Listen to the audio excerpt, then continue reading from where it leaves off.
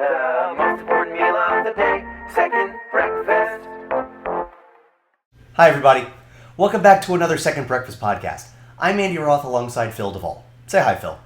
Hello, everybody. Missed you terribly. Yes, I missed you too. I apologize. Forces beyond my control. Oh, no. Oh. I missed them. I didn't miss you. I missed Second Breakfast Nation. Let me be clear. I wasn't talking to you either. The jerk store called and they're running out of you. Running out of you. Okay. I Forces missed beyond you. my control made it impossible to release a second podcast last week. That being said, But what are you going to do? We never stopped thinking about you, our voting public, or each other. We never stopped thinking about any of it. That's true. So, That's true. Well, Andy, it's good to have you bye. back. It's good to be back. Thanks. It's good to And be back. as usual, as per usual, Yep. when we start a new week, Andy and I, we like to share what movies we saw since last we spoke. Well, actually, since last week, since a week ago. Right, since last we shared. So I'm going to go first. But before I do, Second Breakfast Nation, I need your help. And Phil, I welcome your help as well, but I feel like we've talked about it, and no one can help me. Maybe my favorite hipster phrase is, Gosh. as per usual. Oh, I didn't realize that. Here's the deal. How do you spell usual? Okay, two things. One, why Yes. is this a hipster phrase? I'm pretty sure this has been around for a while. As per usual has been around for a while. The abbreviation of things seems to be a fairly newfangled thing, though. As per usual has been around at least since the 80s. But that aside, all semantics aside, Sure. let's not wrangle over words. I was reading something the other day in a little book you may have heard of called The Bible, where this guy actually says, you're going to love this. You're going to love this. He says, it's Paul, and he says, warn these people that he's talking about. Warn them before God that they are to avoid wrangling over words. I don't know why I couldn't say that. Avoid wrangling over words, which does no good, but only ruins those who are listening. What a great admonition that is. Listen, avoid wrangling over words, which does no good, but only ruins those who are listening. So while I don't understand why you would call it a hipster phrase, I cut right to the heart of your question. Huge. I mean, here's the biggest problem, Andy. How do you, in general, write out the zh? I mean, I don't. That's the problem, right? I mean, it seems to me to be either ZH or DH. DH does not work for me, but a ZH worked for me really well. Right, but would you just say UZH? Uj? I would almost do like a YOOZH. Okay. Huge. Okay. Well, because here's the deal. It shouldn't ever be written. That's why. So if you're writing it to describe what somebody said. I disagree. I think it's funny. I think it's a funny phrase, and so when As per usual. As All right, per let's throw it out usual. there. Let's throw it out there. Yeah. Second Breakfast Nation, we throw it to you. Although I have to say, I had thought about like a YOO start to it, and I was like, no, that's stupid. But at least if it's still stupid, we're stupid together, and I'm at least comfortable with that. I saw one like on Urban Dictionary. It's like USHE. I was like, nope, Nope. fail. F. USHE. I mean, I could. F minus. It's No. not an F minus. It's not an F minus. An F minus would have like a silent 4 in it. It's. I give it that's a. fair. I That's give it fair. a solid D plus. It's a fail. You fail when you get a D, but you've shown effort. Okay, That's all. That's fair. That's And fair. you know why not an F minus? Because when you were thinking of possible spellings, USHE came into your head. You may have immediately dismissed it, It didn't. but it showed I promise up. it Oh, didn't. see, it totally showed up in mine, and then I was like, no, that doesn't work. Okay. That's like Fair. Usha, oosh. Right. Or like Suge Knight. It's like, really? Suge? Okay, whatever. That bothers me every time. Every time. This is a movie podcast. Let's talk about movies. So, Why don't you tell me what movies you saw in the past week? here are the movie that I saw last week. I saw one God. movie last week. Oh my God, you're me. And here's the problem. Oh no, you already seen it. It was the 2004 version of Dawn of the Dead. Oh, what a bummer. I know. Well, let's just, you know what? Let's just go right on to Please, Phil. I wanna wash the memory of this week's movie. Because you're gonna be so. Brain. I think you are going to. First of all, I don't think you could have come up with a better list of movies to have seen yourself. I'm so excited. Many of these you've seen probably all of these. Well, there's probably one you haven't seen. Okay. But I felt a little bit like I was channeling you in my seeing of these films, even. I, A, would love to diagram that sentence, and B, am excited for your list. Okay. First of all, I also saw Dawn of the Dead, the 2004 edition. I think you all can start to understand why. Well, by the time you're listening to this, you'll probably see the title of the podcast, and it'll say Dawn of the Dead, but... Spoiler! Andy and I... Spoiler, we're going to talk about Dawn of the Dead. The original and the they called it a reimagining.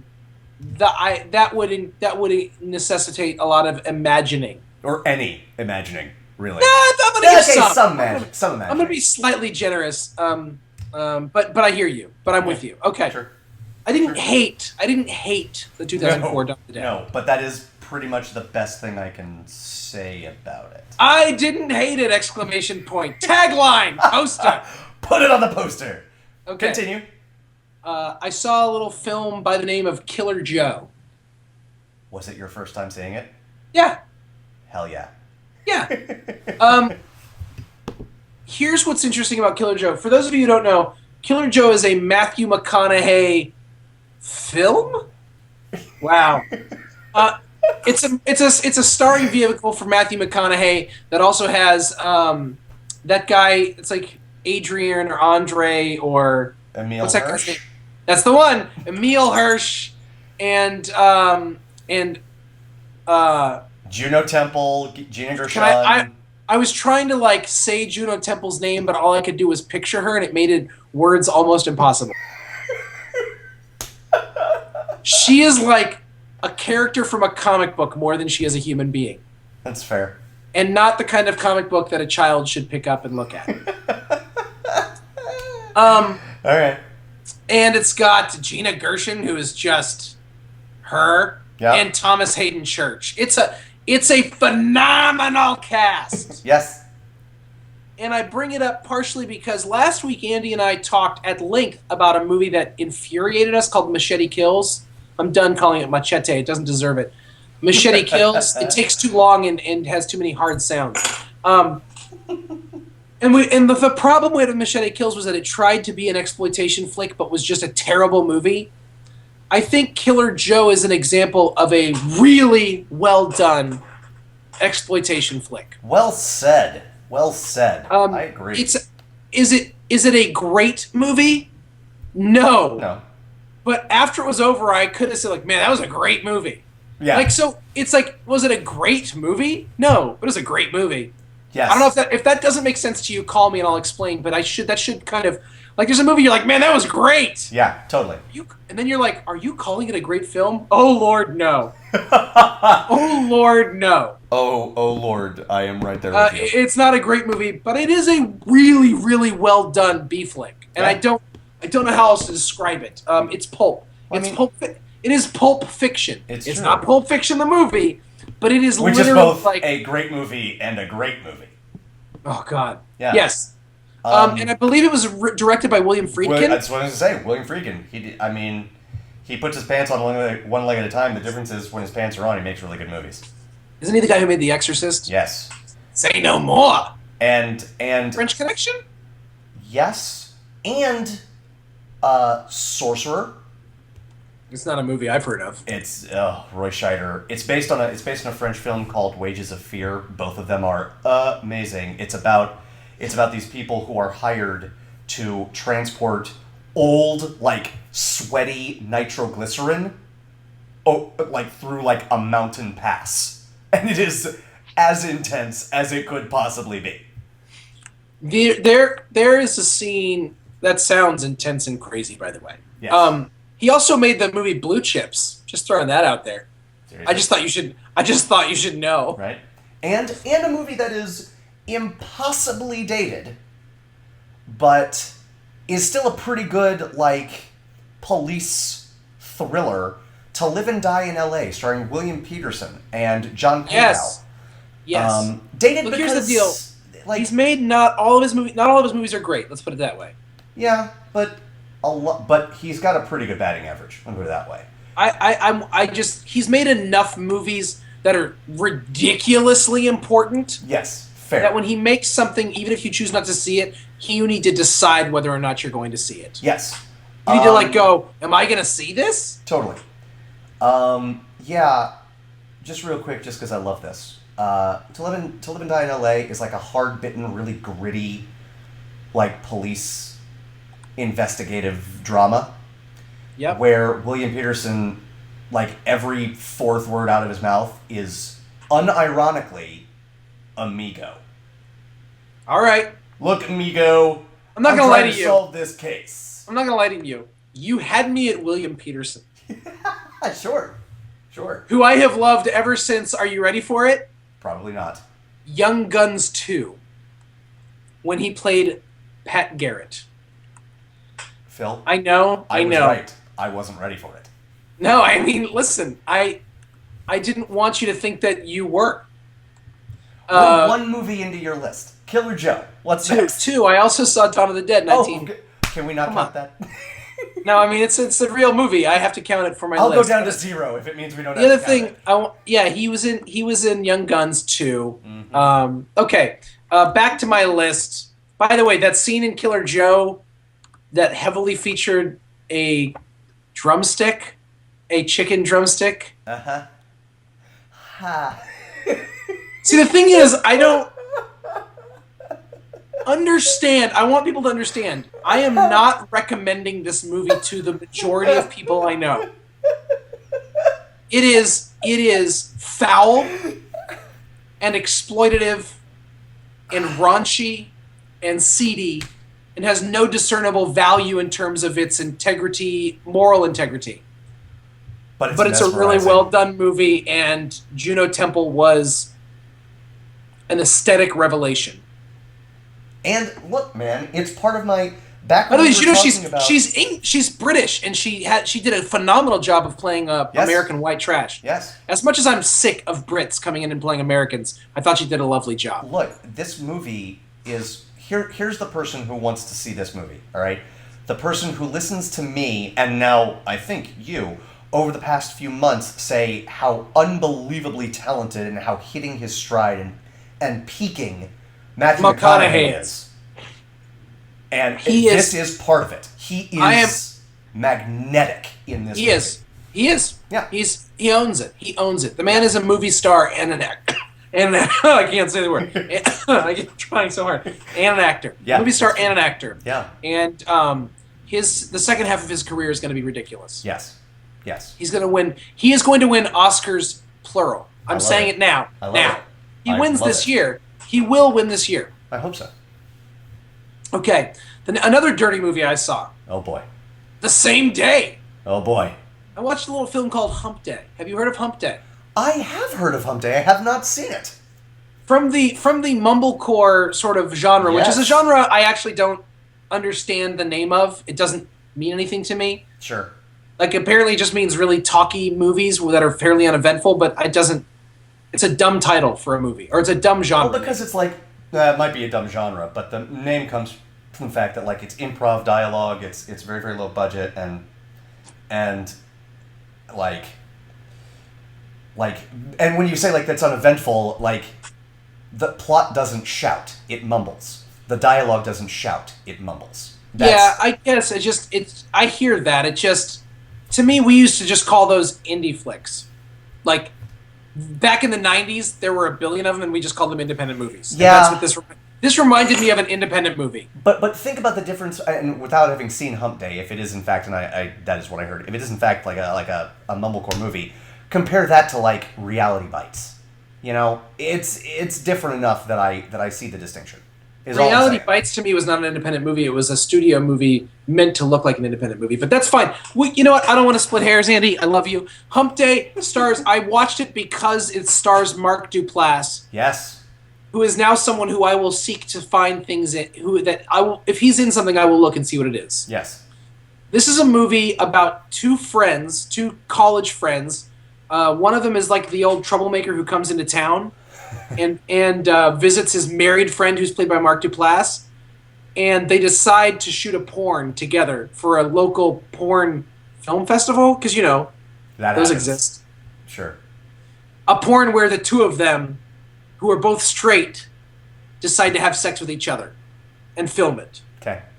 That's all. That's the setup of the movie. Right. Whether it happens or not, I will say this: it's not actually a visually graphic film, Sure. Sure. and it's not a seedy film at all, Right. despite its topic. It's actually a very. I would not be nervous about recommending this to people.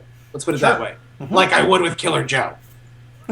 And it was a fine movie. It wasn't a great movie, but it was a fine movie, and I'm glad I saw it. Okay, the next movie was a movie called Brave.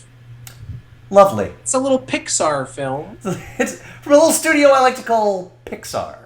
Now, this is in my list of the lesser Pixar films, but I have to say, upon repeated viewing, this is the second time now that I've seen it.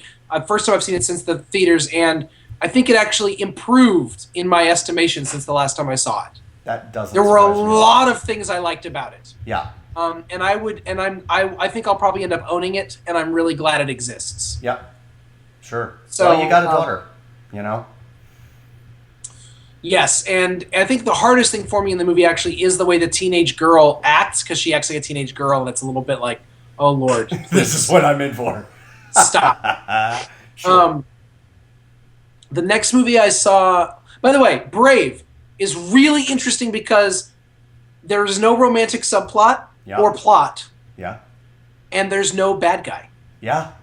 Yes. That's a very interesting idea for a movie. Yes. And the spiritual stuff is integral to the plot and is taken seriously, which I find interesting. Okay. Yeah. I saw the movie Looper. Have you seen it? No. Ooh. No. Ooh. Brave is the only movie from my list up to this point that I had seen already. Okay. Okay. Looper was amazing. Yeah, it's a good movie. Looper instantly goes on my list of goes retroactively installed on my best of 2012 list. Instantly. As I recall, it was not on mine, or was it on mine? I don't believe it was. It was one of the hardest to leave off. Yeah. Yeah. It was Instantly like on my 11 or list. 12, you know, I'm not saying anything groundbreaking here. It had a really good buzz about it and critical acclaim and deserves every bit of it. I hope that it is a movie that gets talked about. It was like Blade Runner if Blade Runner was fun and good and entertaining. Yes, it's true. That's true. Also like 12 Monkeys if 12 Monkeys had been fun and good and entertaining. Right. Yeah, I'll tell you. Ryan Johnson, he makes good movies. I've only seen 2 of his 3, but he makes good movies. What's the other one that you saw? The first one that he made was Brick. Oh, I've heard of that. I haven't seen it. Okay. It is. For those who don't know Brick, it stars Joseph Gordon-Levitt as a guy whose ex-girlfriend was murdered. And I'm not giving away anything that happens at the beginning of the movie. And he tries to figure out, you learn why they broke up and how that process went and why he's still in love with her. And he is trying to figure out why they, why she was killed and who killed her. And so it's set in a high school. It's set in high school, and this is going to sound like a gimmick, and I swear it doesn't play like a gimmick. The dialogue is written as like hard-bitten film noir 40s like gumshoe stuff. Like he says things like instead of saying like there's a young kid hanging around this girl that he wants to talk to, instead of saying like get out of here, he goes freshman blow. You know, and I love stuff like that. It's great. The movie I haven't seen Brick yet, but the movie that does that, although it's actually set in that period, but it's made now, that I love so much is Miller's Crossing. Yes. And the language in Miller's Crossing, the first 3 or 4 times I saw it was actually like something I had to wade through. Sure. I didn't actually understand the plot of Miller's Crossing.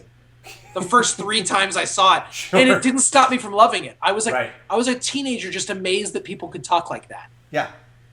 Yep. So, anyways, instead of telling people to leave, it tells them to dangle. Nice. Nice. You know? I love it. I love it. Yep. Okay, so anyways, and then finally I saw my 6th film of the week. I saw 6 this past week. I saw Gravity again. Love it. And I read, I think you and I both probably read a review of someone who said that it diminished a bit in the second viewing. Nope. If anything, it improved in my esteem on its second viewing, and I had a renewed understanding of what this movie is about. Are you ready for it, Andy? No spoilers here. Probably. Well, this one I'm probably ready for. Actually, it is kind of spoilers, and I'm going to save it. So how about you and I need to talk about Gravity soon? We need to have a spoiler conversation about Gravity. Yep. It deserves it. Yep. And in which case, I will lay out my theory about this movie. Okay. All right. Fair enough. That's all I want to say. So I guess I was ready for it because you didn't really say anything. I know, I didn't. Are we ready for one big thing, Andy? Second America's Nation, are you a little disappointed that you don't know his theory yet? Because I am. Anyway, I guess. I'm sorry, but I don't. Here's the deal. Gravity is a movie where if you know anything about it, you know very little about it. And one of the joys of the movie for someone who hasn't seen it is to see what happens. You're right. And I don't want to...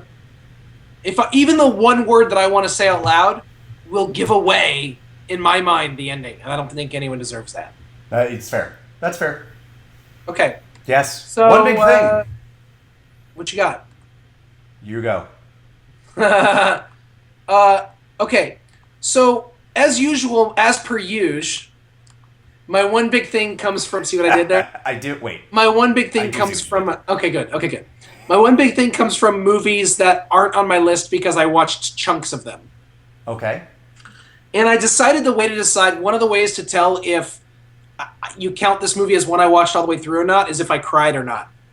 Awesome. I didn't cry this time through watching The Muppets, which means I wasn't watching significant enough parts of the plot. Awesome. I watched The Muppets with my daughter again, and Snow White, by the way. I want to talk about that, but I didn't watch the full movie of either of them. Here's my one big thing, and it's very simple. Jason Segel is one of the comic geniuses of our time. And he is not getting the credit he deserves, even if he is getting a lot of credit. I just want to throw that out there. Jason Segel, comic genius, one of the comic geniuses of our generation, and it is not getting talked about enough. He is being overshadowed by Seth Rogen in common conversation, in popular conversation. He is being overshadowed by, frankly, the whole Will Ferrell, Paul Rudd, that group. Okay? And that's fine. They're all should be in the conversation. Right. I'm not saying he's the best or anything. Right. And I think part of the conversation. and I think the fact that you see him all the time on a show that is on the greatest just like the greatest illustration of diminishing returns ever. Yes. How I Met Your Mother. Yes. Kind of makes it like it's easy to discount him from the conversation. Well, as his material on that show has gotten the technical term I believe is poopier. He's had to work a lot harder, and he is less successful on that show than he used to be. But everyone is less successful on that show than they used to be because it is terrible. Yep. I'm not a gigantic fan of Josh Radnor, but I am a gigantic fan of everyone else on that show. Gigantic. Yeah. And no one is as successful. And at least with Jason Segel, and I don't say that to insinuate that like nobody else is trying. At least with Jason Segel, you get the sense that he is just working his butt off to try and sell the material. And again, and this is one of those tricky situations where somehow it sounds like you're insulting everybody else when that's not the intent. That's right. I think everyone on that show is talented. Yes, me too. I think he is a comic genius. Okay. There is a group of people who are our friends who would say that Neil Patrick Harris is a comic genius. I think Neil Patrick Harris is a consummate performer, and I mean that as high praise. Right. I really think you got to use the word genius carefully. And I think that Jason Segel may actually belong in that territory. If you watch what he does on the Muppets, and the fact that he freaking co-wrote the Muppets. Right, yes. For him to step into the voice of another thing and step into it so well and somehow retain his own comic voice and be an actor in the movie and dance and sing, his singing in Am I a Man or Am I a Muppet? Yeah. Which is my daughter's favorite song in the movie, and his dancing with Amy Adams in the beginning and the end is phenomenal. Yeah. And his ability to... But then think of that side by side with Freaks and Geeks. Oh, His my work God. on that show. Oh, he's so good. And then put that side by side with Saving Silverman, and then just place him in all the cameos he makes in Judd Apatow things. Saving Silverman? I think Forgetting Sarah Silverman. Forgetting Sarah Marshall. Oh my God, you are in timeout. No speaking from you for 5 minutes. That is terrible. Did you see the brain train? Did you see the train? Did you see I got? Train of thought derailed, thousands killed. I did. I saw. I'm not saying it was right. I'm just saying. Sarah Silverman, Sarah Marshall, Saving Silverman, Forgetting Sarah Marshall. One of the most charming romantic comedies in recent years, and one of the worst excuses for a film of our lifetime. Oh. Yep. Why do I agree with... Oh, obviously you'll say about it. You just said it. I have not already changed my mind. No. And nor should you. I don't think that Saving Silverman was that. I don't think it was good, but I don't think it was what you just said at all. But nevertheless, I shouldn't have said it. I was trying to talk about the comic genius of Jason Segel, and Forgetting Sarah Marshall is an example of his genius. Yes. And his ability to portray vulnerability comically is amazing. And I just can't wait to see him do more stuff. So that's my one big thing. My one big thing is Jason Segel. Jason Segel, you are one big thing, my friend.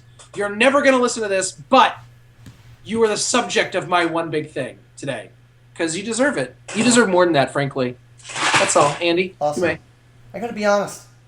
I have some small things and some medium things, but folks, this was a week that I did not and could not focus on movies. So I'm gonna piggyback on your one big thing. I think that's great, and I love me some Jason Segel. Well, we've got a whole lot to talk about in terms of zombies now, anyway. So let's move on. All right, so let's move on to the meat in our second breakfast sandwich. Hey, and that meat, by the way, is human rotting flesh. Yes, decomposing necrotic organs. I love it. Necrotic. Well done, Roth. Thank you. I'm here all week. Thank you. You're not. I'm not here all week. So periodically on this show, folks, we do this thing called Horror School. Andy's school is back in session today. Yes. Phil, correct me if I'm wrong. You are not an aficionado and lover of the horror genre. Well, I want to say this. While I am certainly not a lover of the genre, I am becoming a bit of an aficionado. A bit. I would concur. I mean, that actually is the point of Horror School. It's true. Basically, folks, what happened was I told Andy, because Andy likes horror movies, and I don't. I really do. I was talking to someone the other day. I borrowed both of the Dawn of the Dead movies from a friend, and his wife was like, "Oh, you like horror movies?" And I was like, "No." And she was just looking at me like, "Well, then what?" You have not made more sense by answering that question. You somehow confused me. you have made less sense. My favorite moment in one of my favorite movies is in Midnight Run. When he's like, it's a Red's Corner bar, and he's like, "Are you the owner of this establishment?" "I am." "And you're Red?" And he's like, "Yeah." He goes, "You're Red?" And he goes, "Yeah." He goes, "Do you dye your hair?" Because the guy's got brown hair. It's like, "Do you dye your hair?" He's like, "No, it's short for Red Wood." "If it's short for Red Wood, my last name's Wood. What's your first name?" "Andy." And Charles Grodin just holds that pose of like, what? So that's what my friend Lauren did when I was like, "No, I don't like horror movies." She just looked at me like, "But you're taking two of them." Not just one, like you're taking two. What are you doing? Right. I don't like horror movies. I grew up not liking them. I'm what you might call a wuss. But I'm totally comfortable with it. I mean, I would even go down that road of like, there's certain things people aren't supposed to actually see, and I wonder why we do this to ourselves and all that stuff. But we can have that discussion. But Andy loves horror movies, and I think I am coming to the realization that, if you're gonna if you're gonna be a film person, you've got to at least have a sense of all the genres. You gotta at Film least have, like, person, by the way, being the technical term for what we're doing. movie geek. Sure, another technical term. Le geek du film. Nice. And I think you gotta. And so I'm like, yeah, I wanna know the genre. Yes. And I mean, it actually did start with the zombies. So today is actually a really special day because we're going to talk about perhaps the greatest zombie film of all time, maybe. Mm-hmm. At least in the conversation, for sure. I mean, I have to be honest. There are maybe 3 that you can talk about, and it is one of the 3. yeah, that's right. That's it. One of the unholy trinity. So I see what you did there. thank you. So Andy created this thing which we call horror school. Horror school. La Escuela d'Horror. And the idea is that we are supposed to. By the way, when you read, like, I'm not kidding, when you read, like, all the really good authors, and when you read really good theologians and stuff, they'll just, like, out of nowhere just start throwing in French, and the publishers won't necessarily translate it, and you're just like, ugh. Like, try to read Lolita, which I don't care what that makes me sound like for reading it. It's a great book. No, it's fantastic. But Nabokov's protagonist will just all of a sudden start speaking French, and I was just like, I don't. I mean, he literally could just be saying like, "I like red pencils. Flowers are pretty." I wouldn't know because he's like, blah, blah, blah, blah, blah. Right. So I try to throw in a smattering of Espanol when we talk, just to kind of give this a California flavor for you people. But anyway, so horror school is the idea. California flavor like French. Go ahead. But I threw in some Espanol as well. I was there. I was there for that moment. Go ahead.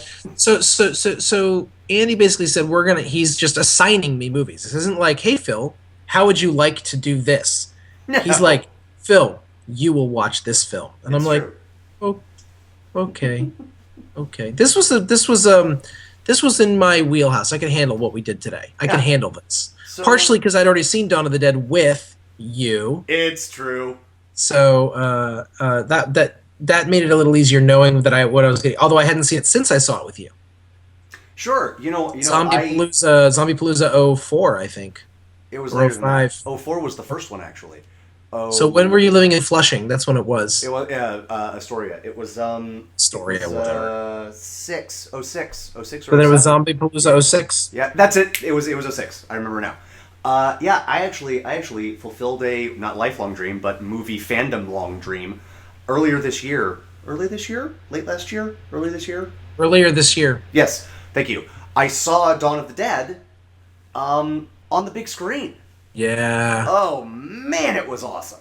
So here's the deal. Andy tasked me, this assignment was to watch the remake of Dawn of the Dead. And I said, well, if I'm going to watch the remake, I need to watch the original again. So I actually kind of volunteered for it. It's like, I'm that kid who's like, is there any way for me to get extra credit? Right.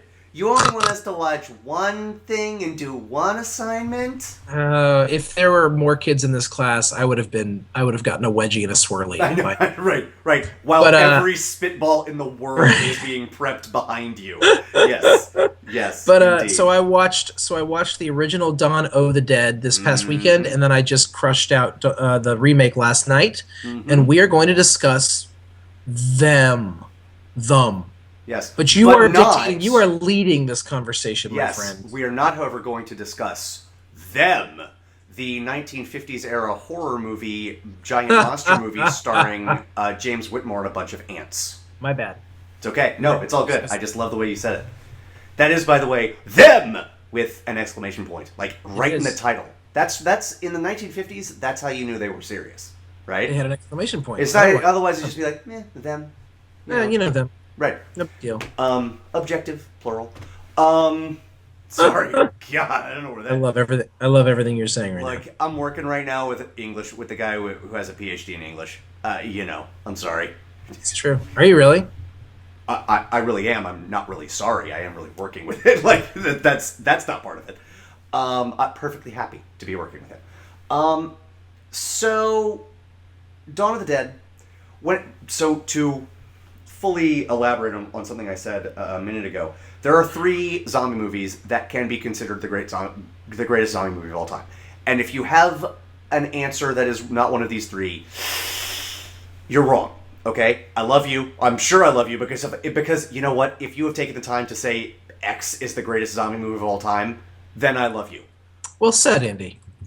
But you're wrong. And the 3 in question are these: Night of the Living Dead, Dawn of the Dead, the original recipe 1978 flavor, and Shaun of the Dead. And that's Interesting. it. And that's it. That's it. I love the Shaun of the Dead, and I think at least from what I've seen, I can't help but agree with you. Sure. And I love that Shaun of the Dead actually deserves to be in the conversation like that. Me too. Day of the Dead, however, doesn't. It doesn't. There's a lot to love in it. But no. The law of diminishing returns is now in full effect when it comes to Romero. Yes. But Dawn of the Dead. Dawn of the Dead. So I don't know. God, it's so tough to figure out where to start with these 2 movies. Okay. Civilization is breaking down, zombies are overrunning everything, and a group of survivors takes refuge in a mall. Okay? Mm-hmm. That is the plot of both of these 2 movies. Yep. I'm going to go ahead and stampede over your opinion for a minute, although I do want to hear your opinion in a second. Stampede away, my friend. Here's the difference. The original one has a point. And that sounds really, really harsh, and I don't mean it. I guess I mean it harsh. I don't mean it quite as harsh as it might come off. Here's the problem. George Romero, certainly at the beginning, I agree with you, there are diminishing returns. Certainly at the beginning, certainly through the first 3. Not talking about how successful they were. There was an underlying metaphor, okay? Mm-hmm. And it is strongest in Dawn of the Dead. And that is... That's true, Andy. Yeah. Thank you. And it is the underlying metaphor in any good zombie movie is we are like zombies because of X. Okay? Yep. We are mindless automatons because of X. Yes. And the X in Dawn of the Dead 1978 is consumerism. All right, and that is the most successful. Whether or not you think Night of the Living Dead is a better movie, that's fine. That's fine. But the metaphor is more successful in Dawn of the Dead because it's in the word, right? Consume, and zombies eat things. It just works better with Although what it is they're interesting, doing. don't you feel like the movie starts out sort of where Night of the Living Dead ends up, with, at least from a spiritual point of view, or from in spirit, I mean, in the sense that it starts off completely and utterly as a racial statement. Yes. And it's almost, I mean, I think if you were going to find fault, which I'm not going to, mm-hmm. with the movie, you might notice that it actually it shifts radically. I think that's a strength, but I'm glad you said that. So that's exactly what I want to talk about next. I agree with that. I agree with that in the sense that Romero is clearly building off of what came before, even though it's not a sequel in the sense of any characters returning. Because, spoiler, not a lot of people survive even the most successful zombie movies. Nope. Nope.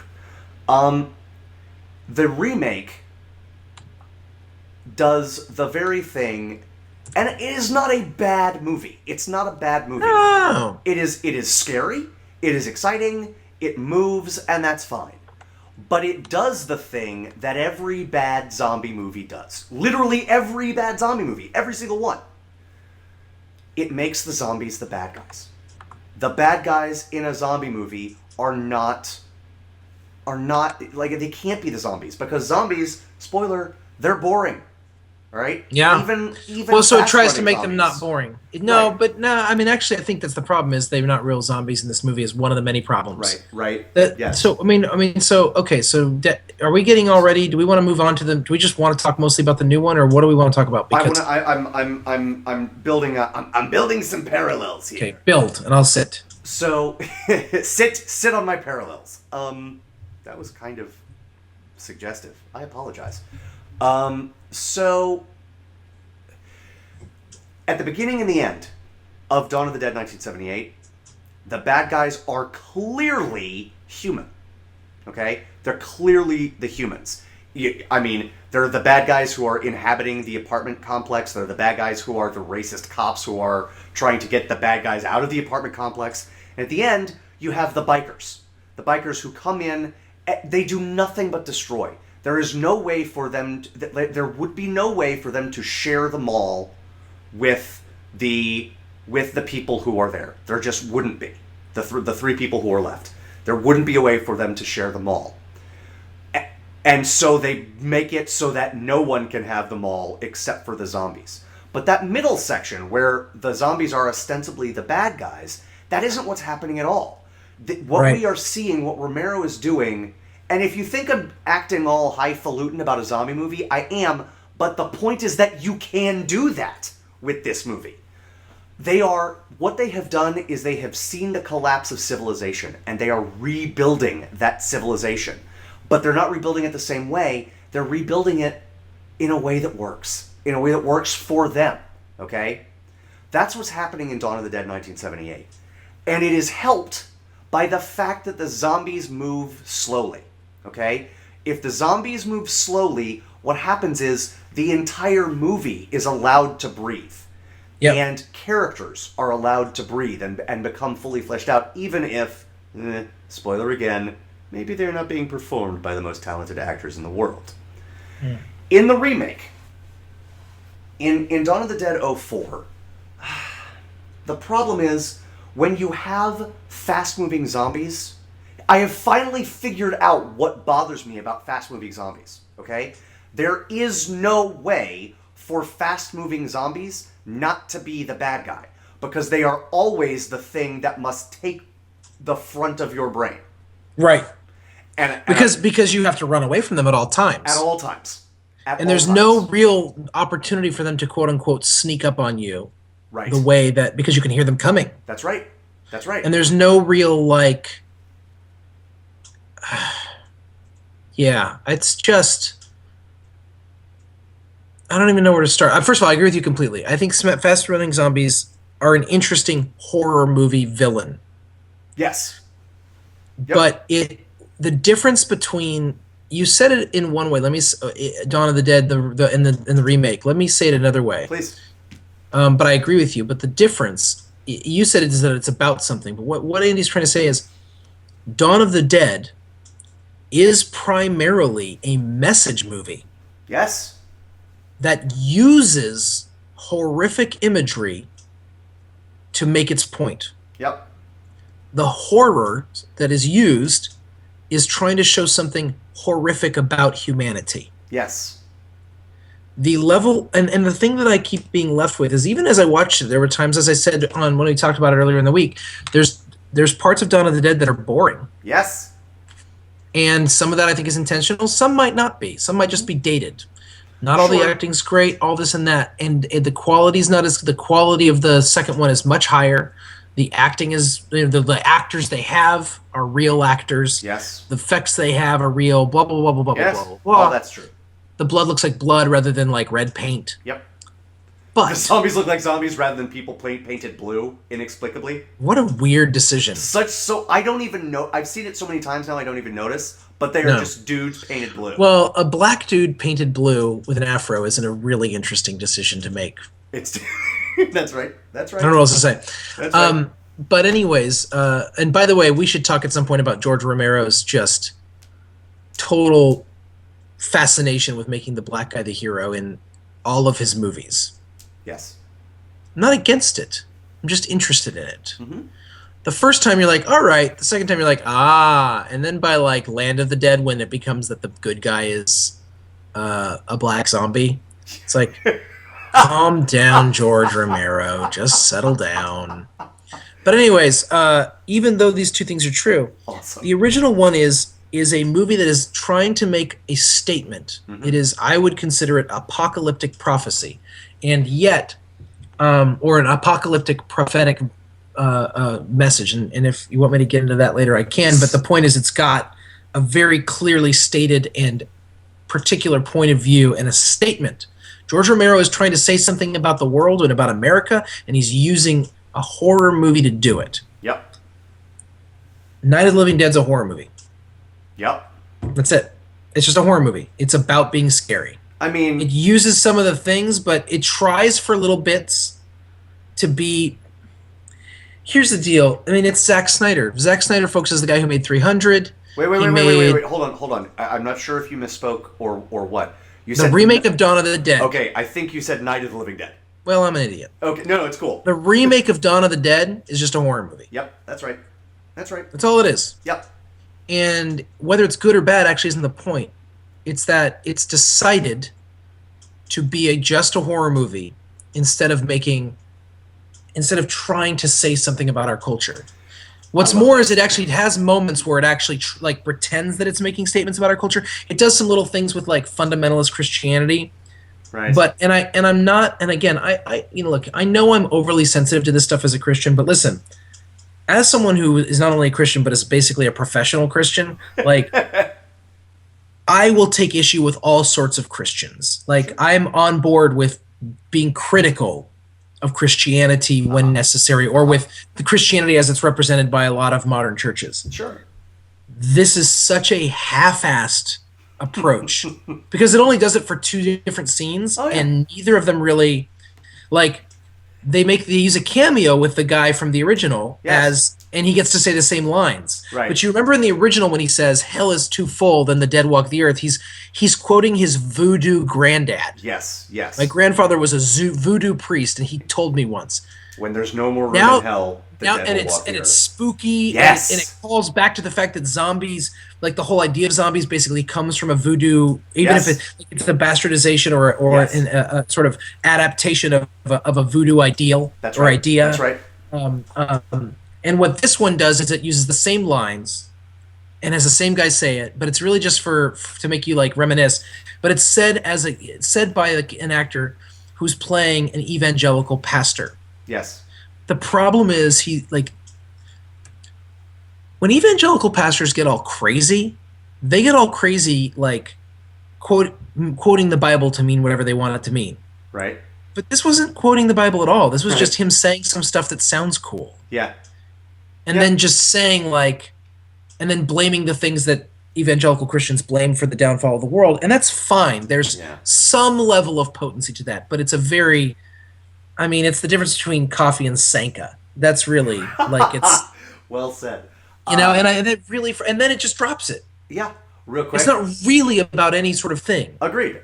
Real quick. The gentleman who you are speaking of is an actor named Ken Foree, who is the black guy who is the hero in the original Dawn of the Dead and the evangelical weirdo in the remake, and the electronic shop that Sean works at Shaun of the Dead is named Foree Electronics. Oh, that's cool. Isn't that great? I love. Sorry, please go ahead. Well, there's even a problem in the sense of like making the guy who said it the first time said it, and it was like poignant and scary because even if it's like some voodoo weird stuff, it's like he's not saying it like it doesn't sound crazy. It sounds terrifying. Right. And when the guy says it in the new one, it just points out how crazy he is. In the first one, it's like nobody knows what's going on, and this is something that is terrifying that may or may not explain it, and we don't know. And you're still what Romero has the courage to do, and the ability to do. And Zack Snyder either doesn't have the courage or the ability, and I'm not sure which. It may be both. It might be only one of them. I don't know what. I don't know which eventuality, but or which possibility. But he has the courage to leave you wondering about the endings of movies and about things in the middle. I wanna point something out because I love everything that you just said. About the underlying metaphor and the fact that it's just a horror movie. There is a line in the first one, in the original, where they're like, why are they coming to the mall? Why are they because in the remake they come to the mall because they know that there are people who are alive in there. But in the original one, they're just sort of wandering towards the mall. And they're like, why are they coming here? And there's a line, it's like, this was some sort of memory. This was an important place in their lives. And Right. that is creepy. That is funny. That is... It's also, it might not be true, but it's plausible. But it's... yes, all of these things, right? And I love that line, like, this was an important place in their lives, right? Right. Here's how they talk about it in the new one. We're going to the mall. Mm-hmm. That's it. That's it. It's a large building nearby that they can stage a lot of cool action set pieces. And then when they see zombies coming to it, they have Ving Rhames say that same line, but it just doesn't have any effect. Oh, none. Zero. And it's not Ving Rhames' fault. Yes. No, not at all. All the actors do their best with a really mediocre script here. The other thing that I want to point out, because you brought up Ken Foree as the evangelical Christian, they have a similar sort of, it's not quite a montage, but a bunch of quick scenes in the first one where it's like a guy from the CDC talking, and then people in underground television broadcasting. And in the original, they are creepy to the point of being terrifying. Because you've got the guy with the eye patch. Yes. And he's like, what is his and whatever he's doing. And it's never explained. It's never explained. And then there's who is this guy? Why is he broadcasting? Right. What's his deal? Yes. Never explained. Yes. And then there's the other guy who's like the people who kill get up and kill. The people they kill get up and kill. And I close my eyes and I see that guy's face. It feels. The first one is so weird and B-movie-ish and very like, there's parts of it, like I said, it's not as well executed in the sense of like the newer one just looks beautiful, beautiful as a horror movie. Yep. But the first one will leave you with so many. It just feels legitimately eerie and dreadful. Yes. And the new one's just trying to scare you. Yeah. And the B-movie aspect of the first one works in its favor. It does. It makes it otherworldly and kind of like and disarming and sort of jarring. Right. Here's the thing I'm realizing about Zack Snyder. So I didn't realize until I was watching it. I didn't know going into this until I was like watching it. It's directed by Zack Snyder, and I was like, I know that name. And then I was like, looked it up, and I was like, oh, that is. I was like, I know that name. Is that who I think it is? And I was like, oh, it totally is. Yep. So he directed 300. He directed The Watchmen. He directed Man of Steel. Is there anything else that I'm not thinking of right now that he directed that are? Did he do Sucker Punch? He did Sucker Punch, which I haven't seen. I haven't either. Here is the conclusion I have drawn from Zack Snyder. Please. Zack Snyder is a master of taking phenomenal source material and making something incredibly serviceable. In the sense that I haven't seen Sucker Punch. 300, Man of Steel, Dawn of the Dead, and what was the other one I said? 300, Man of Steel, Dawn of the Dead, Watchmen. And Watchmen. None of them are horrible. Right. The Watchmen is one of the greatest graphic novels of all time, a phenomenal story and an important piece of social criticism. Yep. Dawn of the Dead, the original movie, is the greatest zombie movie, or one of the greatest zombie movies of all time, and an important, incredible piece of social criticism. Yep. Okay. Man of Steel is based on Superman, the prototypical comic book superhero. There are people who don't like Superman, or think he's boring, or think he's a jerk, or whatever, but it doesn't matter. It doesn't matter what you think. He's above criticism. He is the prototypical superhero. Yes. Okay. And 300 is, again, one of the greatest visual image graphic novels from one of the great graphic artists of our time, Frank Miller, right? Yep. Mm-hmm. All of these are mediocre films. Yes. With stunning imagery. And I don't think he lacks courage. You said you wondered if he lacked the courage or the ability. And I think I think he lacks a grasp of nuance. Then it's ability. Yeah. You know what I mean? It is because like watch the opening sequence of Watchmen, and you go, this is it's with the times they are changing playing, and it's that weird slow pan, and you're like, this is going to be the best movie of the year. All right, that's right. And then guess what happens? It isn't. You watch the visuals in Man of Steel, and you're thinking, and the first 20 minutes, and you're like, first of all, what is going on? Like, right. But it's totally disarming, but at least for me, captivating. Mm-hmm. And then it ends up being a movie that is hammering you in the face with like a Jesus metaphor. But here's the thing, none of the deep significance of who Jesus was or is. And just utterly like, here's the symbolism. Look, I know what symbolism is. Look, he's floating away in the Jesus pose. In the Jesus pose. Oh, look, he's standing in front of a stained glass window of Jesus, questioning himself at the Garden of Gethsemane as he questions himself. It's like, okay. But there was nothing in the Dawn of the Dead, to get back to the Dawn of the Dead, there was nothing in it that made me really question humanity. Yeah. And what George Romero is able to do in the first two movies he makes, or the first two Dead movies that he makes, Night of the Living Dead and Dawn of the Dead, is deeply question our humanity. Yes. And if we're remotely worth saving. Yes. And even if your answer is yes, which of course mine is, it makes you question it, and that's a good thing. Fancy pants. And even if Zack Snyder is a more accomplished filmmaker in the sense of the technical aspects, and I don't think there's a question George that he is. Yeah. Romero in these two examples is an infinitely better storyteller. Oh yes. Yes. And I, it's so easy to be like, oh, the remake wasn't as good as the original, but it wasn't, and here's why. Yeah. You know, like the action was terrifying. Like really well done. I shouldn't say it was terrifying. Or it was scary in the moment. Think about this. The way any horror movie or action movie, I mean, really, in essence, it was an action movie with gore. I agree. It was an action movie. It was here comes a bunch of things chasing you and you're running away from them. Can you make it? Yes. That's what everything ends up being. Whereas when you are being not chased, because you can't get chased by zombies. Right. That's why fast zombies suck. Yeah.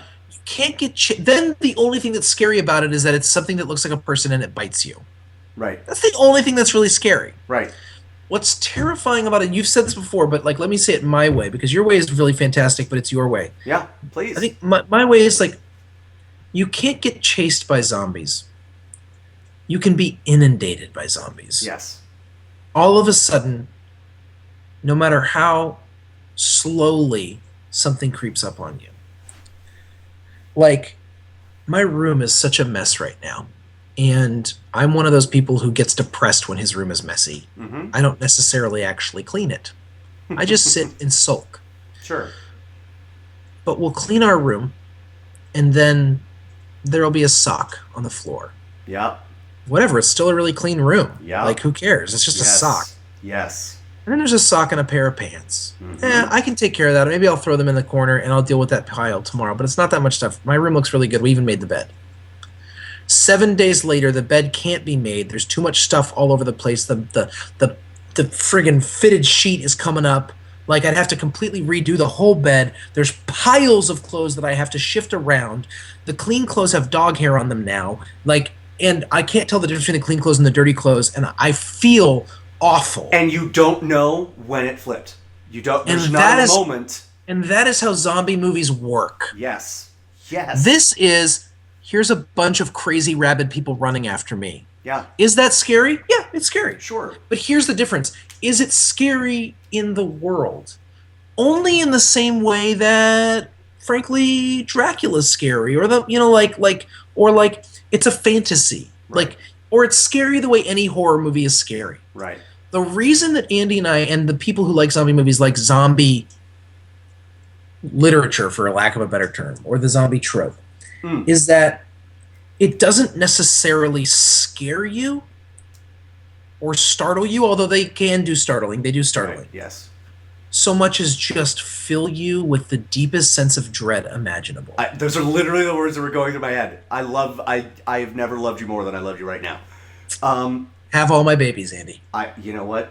Let's get started. So here's the deal. I think, and I can't even a little bit disagree with anything you said. To shift just very briefly, because it doesn't deserve a longer shift, to the newer movie. The one thing that it does really well. There are two things that I think are pretty much perfect. All right. Casting actual actors instead of whoever it is George Romero consistently casts in movies. Sorry, go ahead. Continue. Okay. Where does he things. find these people? I don't know. Okay, 3 things. So there's that.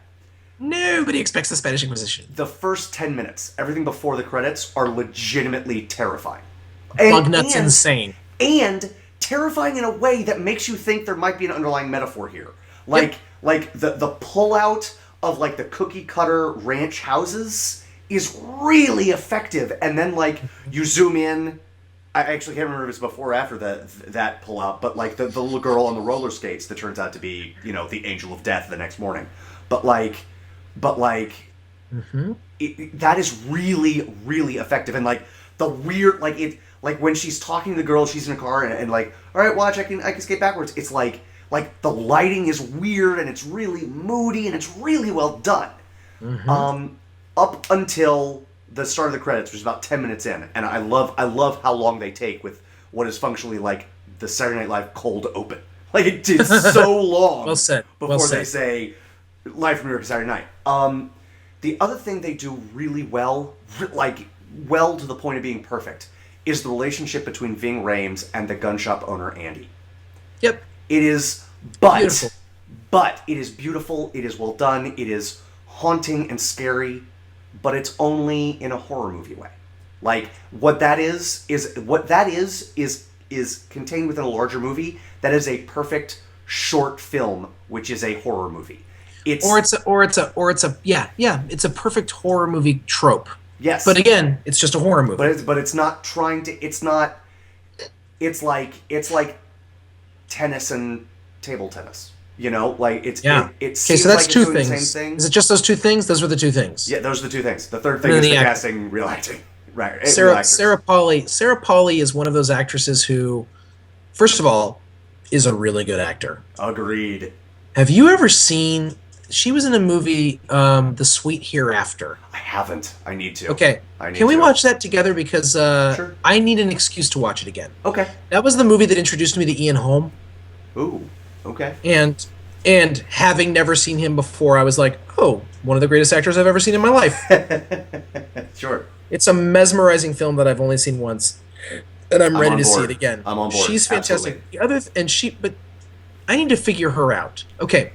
I read a long time. This is totally a ready for tangent of tangents. I've got a tangent after your tangent, so please I go ahead. read a while back, that she was she's from Canada. It's true. I read a while back that she's at least I don't know if she still is, but at the time she was a very active socialist. Okay. So you can imagine I didn't like her. But not her acting. Her acting was great, but I was one of those people that I have a habit historically. I'm getting much better at this actually, of being like, oh, people think totally differently than me about things politically. They're probably wonderful people who want good things for this world. Like now I can look at Sarah Polley like, this is a woman who desires probably many of the same things I do, and we see different ways of getting there. But if you asked us both, we're like, we want humanity to be living peacefully in harmony, and we want equality. Like, what? How do you want it? Well, I think you're going to get it this way. And I'm like, I don't think that'll work. I think it's this way. Well, you're an idiot. Well, you're an idiot, but I think we both want the same things. Indeed. But back in the day, I would have just been like, well, she's terrible. I don't know why. I was just an ideologue, and I'm trying to be a reformed ideologue.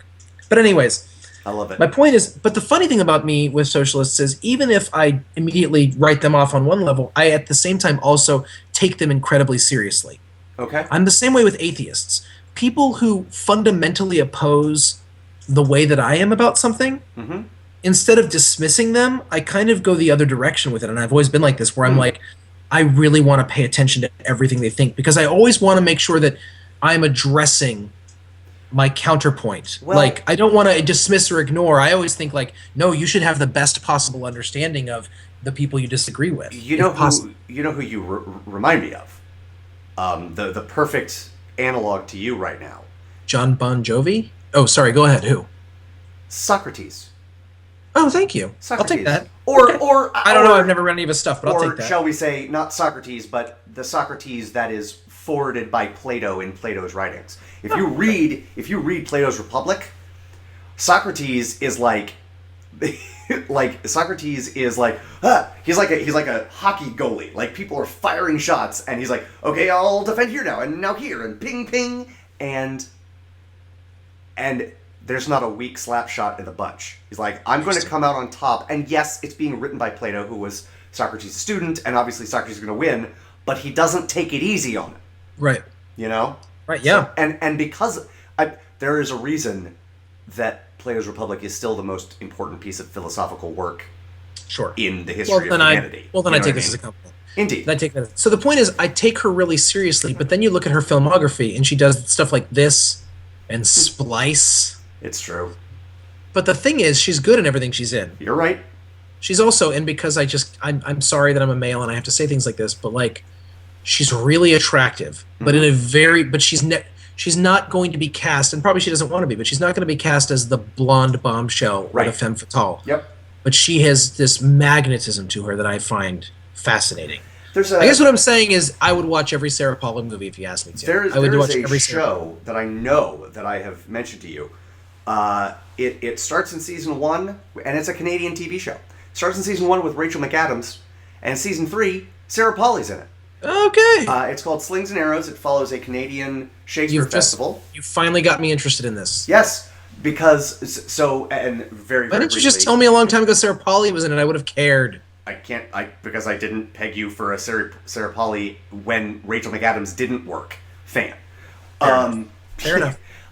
So it's the story of a Shakespeare festival, 3 seasons. The main stage show, the first season is Hamlet. The second season it's Macbeth. The third season it's King Lear. And the way the show works, the lives of the actors and directors and crew and all of that stuff, and the business people trying to keep the festival afloat, it mirrors the action of the play. So it's fun. And in the third season, Sarah Pauli plays the actress who plays Cordelia. So she is integral to the third season. And she's not in it. See, I imagine she'd be such a fantastic Cordelia, she is.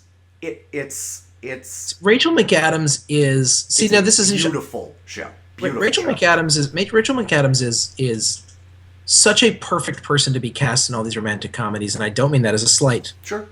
There is something so attractive about her essence. It's there's an effervescence to it, but she has the ability to communicate a sadness and a melancholy within, like within the adorableness. And she plays Ophelia. Sarah Pauli is someone. So, I mean, come on. Sarah Pauli is someone who I think I would be up all night trying to beat in chess while she argued with me about something, drank me under the table, and then by the way, had no interest in me romantically, just crushed me intellectually, and then walked away. That's what Sarah Pauli could do. Is Cordelia. Yes. So, and somehow that makes it sound like she's better than Rachel McAdams. Those are just two totally different things that both need to exist in the world of film. Yes. So I think she's an interesting choice, and she lends a ton of gravity to this movie that the movie doesn't deserve. Agreed. I'm talking about, now we're back to Dawn of the Dead. Agreed. By the way, Second Breakfast Nation, you've just been Shakespeared. Boom, roasted. No, agreed. She and Ving Rhames and whatever the guy's name is who plays Andy, there are people who don't really give Ving Rhames a lot of credit. Here's the deal. He was Marcellus Wallace. You need to respect him until the day he dies. Indeed. And it is that simple for me, actually. But I do like him in this movie, and I think he owns it. And I was watching this going, why isn't Ving Rhames in more stuff? Like, maybe he doesn't have the hugest range, but he's good. Yeah. And I like him, and I like watching him, and he's a great cop. So this movie fails so many ways. But I think you're gonna love this. I have a great anecdote for you. I can't wait. So one of the things this movie doesn't do, one of the things. Okay, so both Night of the Living Dead and Dawn of the Dead have people stuck in a space, but both of them don't have that many people. And the Dawn of the Dead remake has a ton of people. Yes. And so loneliness is not part of the picture. That's true. And loneliness is such an integral piece of the original. Yes. But it's never talked about. They never say I'm lonely. No. They never say it just feels. But you see the routine day after day, and then there's shots of empty hallways, and yes. and Yes. emptiness all around them. Other than even when there's a lot of zombies, it doesn't feel like this one. It's just like hordes. Yes. There's Yes. just so much peopleness, and The you get two the sense cars when they're all the zombies. It's like a Nirvana concert. yeah, you're right. No, you're totally right, and you Yeah. get the feeling like there's not like they're just okay. Well, we need someone who's going to fulfill this role. We need someone who's going to fulfill this Yep. role. Yep. And so they just have them. But it's such a horror movie that, let me put it this way, when a guy shows up with his pregnant wife, I'm like, okay, she's going to become a zombie. And then immediately in my head I was like, oh, baby zombie. Like, Yeah. it wasn't like, Yes. I just, and you know, but do you know why I thought it? Not because I thought that would be really, like, that would really, that's to teach us something about anything. Right. It's just Oh, it's a horror movie. I want to do something cool. Pregnant lady. Yeah. And Zack Snyder's going to try to go all the way with it. Because here's the deal, right? What's the big thing that horror movies do that really messes with you? Is they put you in a situation where a kid is creepy and you have to kill the kid. Yep. Nice. But they did Well that. said. But they did that in the very first scene, or the first, as you said, the cold opening. Yeah. So if that happens in the cold opening, where do you go from there? Right. Oh, look, there's a pregnant lady. So, Yeah. anyways, Yeah. so my wife has been, my wife and I are subscribing to a fairly hippy-dippy-ish thought process about this. You know, we've got a baby coming. Mm-hmm. My wife is in the last trimester.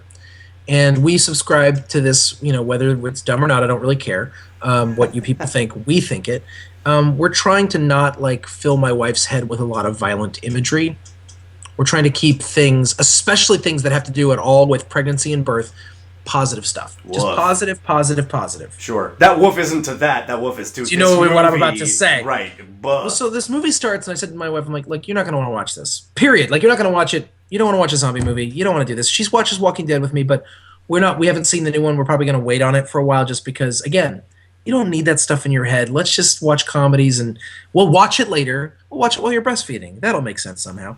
But we're not going to watch it before going into this experience. So, you know, but we're husband and wife, and you know what happens when you're sitting next to someone and they're watching a movie? You kind of want to watch it anyway, even if you don't want to watch it. Of course. Absolutely. Like, watching someone play a video game is the most boring thing in the world, but if it's your friend and you don't want to leave the room, you end up watching them play a video game. You're right. So sure enough, my wife is watching this, and she sees some of the bloody stuff, and I'm like, honey, she's like, I know, I gotta go. And then about 10 minutes into the movie, they run into Mekhi Phifer and whatever his wife's name is in this, Right. you know, Slavana or something, and Svetlana, and I look over at her and I go, honey, there's a pregnant woman in this zombie movie. You need to leave the room right now. And she was like, oh, okay. And she got up and she walked out. And about 45 minutes later, I was like, good call, Duvall. You know, like, when that scene happened, I was like, couldn't have called it better myself. That's Wait, right. I was the one who called it. Couldn't have called it better if I tried. She needed to leave. She left. Thank God. goodness, yes. But again, why is there a zombie baby? Because, for no other reason, but because it's a horror movie about zombies and there's a pregnant lady. Like, there wasn't any sort of, like, it didn't mean anything. Agreed. They tried to make it about, like, oh, his dream dies. Not really, though. Not really. No. And, like, him hiding his wife and that, it was just like he hid her so that they could have a character who hides the zombie. That's why. Yes. In every zombie movie, there needs to be someone who hides the fact that they're a zombie. So this guy hides his wife. And for some reason, nobody's questioning it. Yeah. But it's literally just so that they could. You know what's interesting? The shootout between him and the woman? Meaningless. Totally. You know what's interesting? You know what movie doesn't have a character hiding the fact that they're a zombie? The original Dawn of the Dead. No, you're right. Because Scott Reiniger gets bitten, but they know it immediately. You Yep. know? Yep. And it works. Try not to turn. I'm going to try not to turn. And I you don't know want when to. you get... I'm going to try not to. Oh, And you know, God. and you know what? Again, what's interesting about that is, by the way, both of these movies have completely inappropriate music. But it bums me out that Zack Snyder's movie has completely inappropriate music because with George Romero's movie, it's like so campy and weird that it almost works. Even though I don't think it does work ultimately, I think it just needs a totally different soundtrack, frankly. Okay. But within the framework, fine. But the Zack Snyder movie, it's like, dude, you're just trying to make, like, the movie ends and then it's just like, really loud zombie music, rock and roll, and it's kind of like, and it's not really ironic, No. and it's not really anything. It's just in your face loud music, and I'm like, you don't get it. You don't get it. No. And I don't. It's just like when that guy gets bit, and he's like, I try not to turn. Like, again, there's no hiding it. It's just like, what's amazing about it is, right before he gets bit, is when he actually goes nuts, and Yes. the way he goes nuts is with power, thinking that he's smarter and better than the zombies. They can't touch me. Look at what I'm doing, and they haven't touched me. These zombies in this movie, and this is like in the original, Mm-hmm. can't even break through windows. Right. Like, they literally just go like, you can push them over. Yes. Like, they're really docile. The way they board up the mall isn't by doing anything to the doors. They just drive trucks close to the doors so they can't get the crush of bodies to just but there are 20 people behind me, so I go as they're all pushing on me, and I break through the door. Right. The glass. It doesn't. I mean, it's really interesting. It's a really interesting kind of zombie because they really, really feel powerless until the moment they kill you. Yes. I mean, it is. It's like watching the tide come in. It's like watching the tide come in, but all of a sudden you're up to your knees. You know? Yep. Yes. Yeah. And in the new one, it's really like there's scary people who are as strong as normal people, and they're just coming after you rabidly. Yes. It really actually it really speaks volumes, actually, of how effective 28 Days Later is with fast zombies. Considering that shouldn't be. They're not real zombies and they're not fast. Like, Thank you. It's no, but it's no different. Like, it's not that different from the Dawn of the Dead remake. Here's The deal, difference though. the difference is in 28 Days Later they're not actually dead, they're alive. Right, but see, that's the way that Danny Boyle gets around the fact. Right, and that, I'm saying he still manages to make it feel like some of the dread and feel real, right? Like there's something about. Right. I'm just saying it's a testament to how frightening 28 Days Later actually is. Right. Is it actually makes us think about, like, to me, that's more of a zombie movie than the Dawn of the Dead remake. From that perspective, absolutely. But what I love about the way he deals with the fact that they are fast moving but can still starve. He's like, they're not really zombies. Well, that fact is what allows the movie to end with the humans being the bad guys. Right. If they didn't starve, no one would be focused on this. That he's the guy that will teach us how long they live. You know? Right. No. Right. Like Christopher Eccleston would just be like, "Get behind me! I'm going to shoot people." Right. Right. Yeah. But just like Scott Reiniger thinking he's invincible, and they bite him on the ankle, it gets a little too good to him. It gets a little too good to him, so he could do things like dress up and have all the niceties. And oh, by the way, we're going to drug the women and rape them. Right? Right. And the humans are the bad guys again. Yeah. No, you're right. It's super important. Yeah. It's an essential aspect to the movie that I think people don't get, and I think it's why it's the effectiveness. I mean, the book of World War Z is so effective. I haven't seen the movie. I never will. The book is so effective because it's essentially just about. It's really a movie about global economic or global cultural differences and politics. Yes. That shows the strengths and the weaknesses of the various cultures and cultural assumptions that we make in the 20th century. Yes. And uses zombies to do it. Yep. Max Brooks gets it. Totally. Brad Pitt doesn't. George Romero gets it. Zack Snyder most assuredly does not. It's true. Man of Steel was a movie that I really, really liked the first time I saw it, and liked the second time I saw it, and haven't seen it since. And the more I think about it, the less interested in it I am. Yeah. It's just falling apart in my estimation of it. That's fair. That's fair. So I think, I mean, I could literally talk about at least one of these movies forever. Is there anything else you want to say? There was, and I'm trying to, and then a baby screamed in the background, and I'm not sure if I'm going to remember it now. But no, I mean, I guess that's it. You know, again, I like the I. Yes, there's one other thing I really want to say, and it's about the gore. It's about the gore. Okay. The special effects in Dawn of the Dead original are hokey and ridiculous. Mm-hmm. The blood is tempura paint colored. Yes. When they like, there's a point where this guy's coming at him, and I was like, in the very first scene, I was like, why is that guy's head shaped funny and too tall? And then he walks into a helicopter that cuts the top of his head off, and I was like, oh, because they had to do something for that special effect. Yes. And the special effects and the gore in the new one are perfect. Yes. Well, perfectly executed. Yes. None of the killing in the new one. I was watching the old one, which looks hokey and fake, and when but when the gore would occur, even though it looked fake, I had one of those moments where I said out loud, I went, okay. Yeah. Not affects okay, you. like okay, whatever. Right. Like okay, enough. Show me anything else. Please. Let's go back to boredom. Yes. Whereas with this movie, the gore was much more realistic, Mm-hmm. much more well executed, Mm-hmm. and I was like, okay. And the movie ended, and I was like, yeah, okay. All right. My pulse quickened a bit there. So at various points. that's the thing. Like, Yeah. that's the thing I wanted to point out. The gore is, there's so much more gore in the new one, but it's so much more well done, by definition, executed. Right. And yet it is so much. It's infinitely more effective In the the original. In the original. Yes, that's true. Well said. I think we can move on because let's be honest. Yeah, we're done. Anytime you want to talk about Dawn of the Dead, the original, we can. And anytime you want to talk about Dawn of the Dead, the remake, that's never going to happen, so I'm not going to finish that sentence. So let's talk about the next horror school. Let's! You will recall, or you will not. Either way. I have. If it's the assignment you've already given me, then I know what it is. Yes.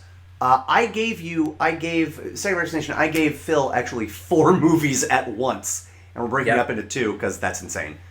And it is both, but they are both George Romero horror movies, or George Romero movies, and their remakes. The next one. Right. The Crazies, which is his version of an infected movie, and the remake starring Timothy Oliphant. Yep. And Rhoda Which Mitchell. I have seen. I've seen the remake. Right. It was creepy. It is creepy. It's a much better movie than the Dawn of the Dead remake. Okay. Having said that, and everything else, I think I look forward to talking about the parallels here because the Romero one is hokey and the acting isn't as good and the special effects aren't as good and blah blah blah blah blah blah blah. The end, and I really don't think I'm overselling it. I don't think you're going to be disappointed. The end to Romero's original is so dark and twisted. You ready for what I'm going to call it? I'm going to call it delicious. It is just... Okay. It is maybe the darkest... Looked at from a certain point of view, it's maybe the darkest ending to a... That's interesting. ...horror movie. Because when I saw... If I recall the end of the remake, and I won't ask any questions, I'll watch. Mm-hmm. But if I recall the end of the remake, I remember thinking, whoa, that's bleak. Oh. Like... Oh, you have no idea. You are really? So excited. You are so excited. It's amazing to me that we would remake movies and make them gorier and more frightening in the immediate moment and completely and utterly either not understand or shy away from the existential dread that horror movies can impart.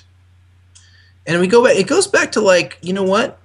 It's so funny, but it's like it goes back to the Hays Code. It goes back to, like, when you can't show bare breasts and you can't just show people doing it.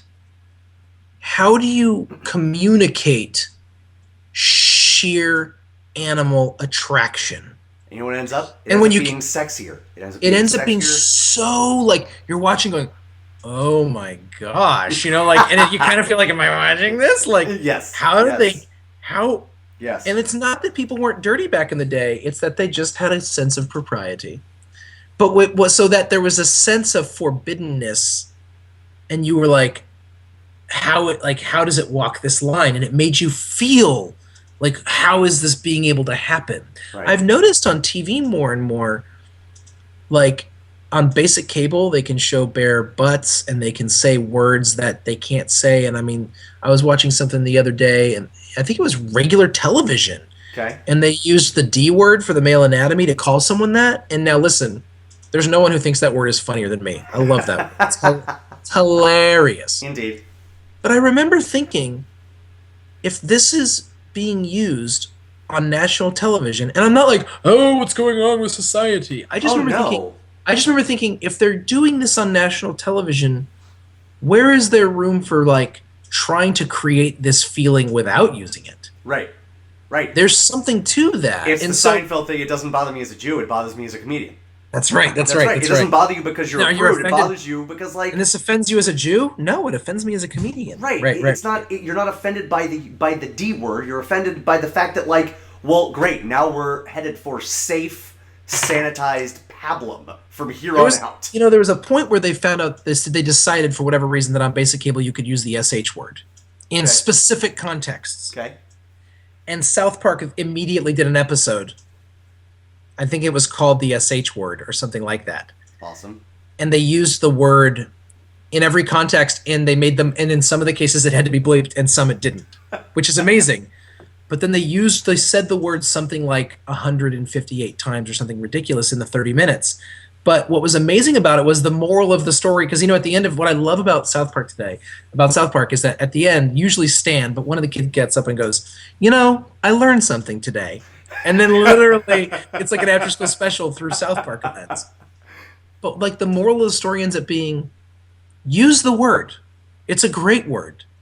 Just, come on, don't go crazy here. Like, there's something to be said for not using it as well. And the funny thing is about South Park is, they haven't used it much since. They use it. Sure. They even like to, what I found about South Park is, they like to use words that will be bleeped. And I'm convinced that they use them with the knowledge that it will be bleeped. Right. And that the bleeping makes it funny. Right. Oh, absolutely. Does that make sense? Of course it and does. so and Of so course and it that's does. all and that's what I want to say about, like, that's all I want to say about, like, the old zombie stuff is, when you're not going to show every little thing, and even if you just don't have the resources available, man, they get creative. And I just like Zack Snyder. The remake is an exercise in a man who was never said no to. Yeah, sure, you could do that. Not only do that. And maybe it's because he's capable of doing it himself. Like, he has the vision to do it. Right. Good for him. Yep. It's like in the movie, in the comic book The Watchmen, that blue guy is always walking around naked. Right. When you do that on a 60-foot tall screen, and there's a ginormous blue schlong flopping around the screen, it's distracting. It's distracting in a way that a fixed, like, two-dimensional imagery of a naked blue man is different than a guy walking around all blue and naked. It's like, oh my gosh, blue naked guy, relax. You know what I'm not thinking about when I'm looking at the panel in the comic? The elasticity of how it bounces. You know what I mean? Trust me, I do. And there is a dude who spent months perfecting that. Yep. Zack Snyder. Just you know what you need? You need to and in Man of Steel, you know what would be awesome? Longer scenes of people punching each other through buildings than we've ever had before. Zack Snyder, on your next movie, which I think is Batman vs. Superman, just get someone whose job is to say no to you. Yeah. That's it. Editor. Right. Editor. Right. I'm no doctor, but I think those people are called editors. Get Thelma Schoonmaker. She does all of Scorsese's stuff. It's true. Edit it down. Yeah. Gotta be shorter. Gotta make it shorter. Speaking of which, I mean, we could both clearly talk about zombie movies and pretend zombie movies for hours on end, but I think we're good. I think we're good. And that'll bring us to the end of our podcast, unless you have anything else to say. You good? I love you, and it's been fun. Right back at you on both counts. And, or as Patrick Swayze in Ghost had it, ditto. Oh. See what I did there? Or as Han Solo said, I know. I know. Oh, but you can tell Luke? Is that who you can tell? Okay. Folks, this will bring us to the end of another Second Breakfast podcast. We've had a lot of fun bringing it to you, and we will see you again later this week. I promise. We'll actually see you again later this week. It's true. It's true for realsies. But for now, have a great week. For Second Breakfast, I'm Andy Roth, and that is Phil Duvall. Bye-bye. Bye. The most important meal of the day, second breakfast.